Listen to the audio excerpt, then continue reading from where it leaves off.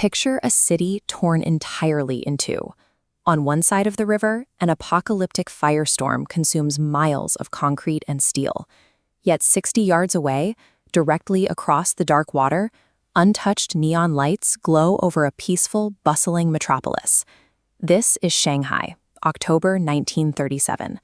For 3 months, China's elite divisions have been locked in a catastrophic war of attrition against the Imperial Japanese Army, turning the urban landscape into a sprawling slaughterhouse. Facing encirclement, the Chinese military orders a massive withdrawal. A chaotic sea of humanity, exhausted soldiers and civilians, surges westward, abandoning Zhabei to survive. Meanwhile, foreign journalists and colonial troops watch the collapse unfold from the safety of the international settlement, shielded by an uneasy, armed neutrality. While hundreds of thousands surge away from the front lines, one small column of soldiers marches in the opposite direction, cutting through the tide of refugees and walking straight into the burning ruins. Their destination is the Sihang Joint Trust Warehouse, a massive 6-story concrete monolith sitting right on the northern edge of Suzhou Creek. This strategic decision creates a striking paradox. Why would commanders deliberately leave a lone unit behind in a doomed fortress, ensuring they die in front of a live, international audience?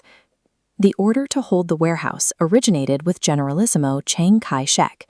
His motivation was purely political, a move divorced from traditional military strategy. The real target was a room full of diplomats. In early November, the Nine-Power Treaty Conference was scheduled to convene in Brussels, and China hoped to secure Western intervention. The Chinese High Command understood that the West would not intervene based on written pleas or speeches. To believe in Chinese resolve, those foreign powers needed a visceral, undeniable display of blood. General Sun Yunling negotiated the scale of the sacrifice.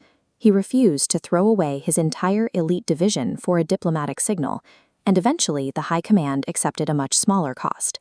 The logic was cold.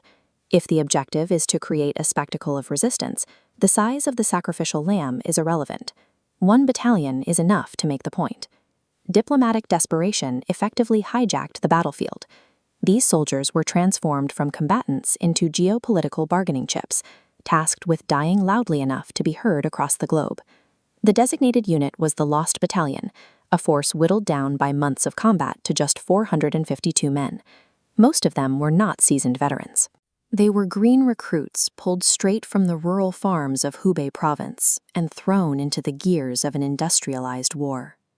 Colonel Xie and Major Yang accepted the mission stoically. They were to cover the retreat and hold the warehouse until the end, with no expectation of survival. This map of Suzhou Creek reveals the warehouse's true value. Positioned on the northern bank, it sits within 60 yards of the international settlement's neutral boundary, placing it in the direct line of sight of every foreign observer in the city. This proximity created a trap for the audience. Foreign diplomats, journalists, and civilians across the water were guaranteed a front-row seat to the impending siege. For the troops inside, success was no longer defined by survival. Their mission was to ensure every bullet they fired was seen and heard by the international community. The 452 recruits filed into the warehouse, and the heavy iron doors slammed shut, sealing them in. There was no retreat. Outside, the full weight of the Imperial Japanese Army was marching directly toward the building. The stage was set for a surreal confrontation. These men would fight and die under the glow of neon bank signs and the binoculars of foreign onlookers. The defense of Sihang Warehouse transformed the concept of a last stand from a desperate tactical maneuver into a calculated public relations campaign. It was a stand designed specifically for the cameras. It remains a tragic irony.